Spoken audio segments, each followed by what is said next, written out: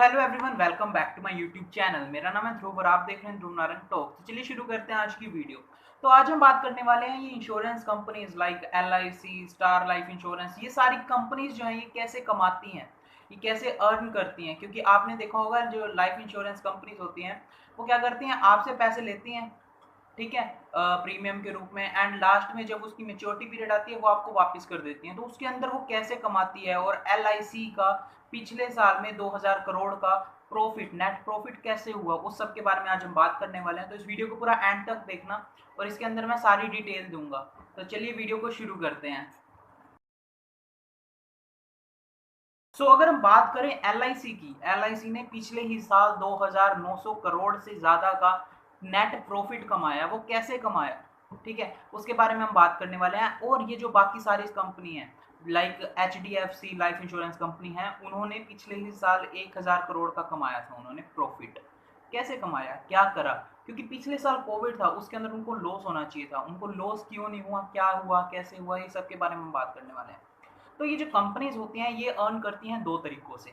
सबसे पहली चीज है लाइक आपसे प्रीमियम लिया और दूसरों को मैच्योरिटी टाइम होने के बाद उनको वापस कर दिया। फॉर एग्जांपल आपसे उन्होंने लिए 500 रुपये और किसी को उसमें से 400 रुपये मैच्योरिटी होने के बाद दे दिए। जो उनके पास बच गए 100 रुपये, वो उनके प्रॉफिट होते हैं, जो उनका ग्रोस प्रॉफिट होता है, जिसके अंदर वो एजेंट को कमीशन वगैरह देते हैं। उसके बाद उनके पास 80 रुपीज़ कुछ बच जाते हैं।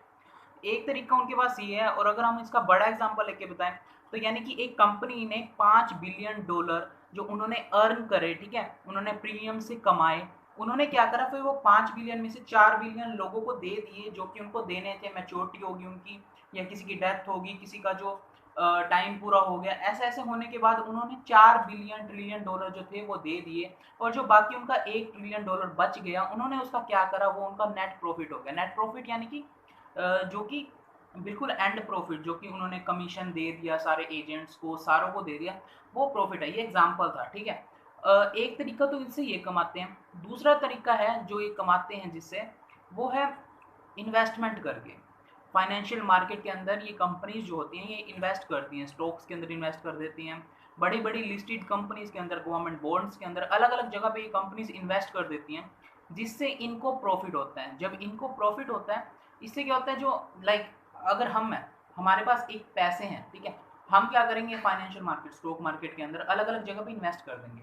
उसके बाद क्या होगा, वो जो प्रॉफिट है, जो आपको पता है कि वो आगे जाके बढ़ने वाला है, स्टॉक की वैल्यू, हमने वहाँ पे इन्वेस्ट कर रखा, तो वो पैसे बढ़ जाएंगे एंड हम उसको निकाल लेंगे। वैसे ही कंपनीज करती हैं, जब वो पैसे बढ़ जाते हैं तो उसको निकाल लेती हैं एंड उनका जो इस तरीके से वो प्रॉफिट कमा लेती हैं। तो ये तरीके होते हैं जो कंपनीज करती हैं ताकि वो प्रॉफिट अर्न कर सकते हैं।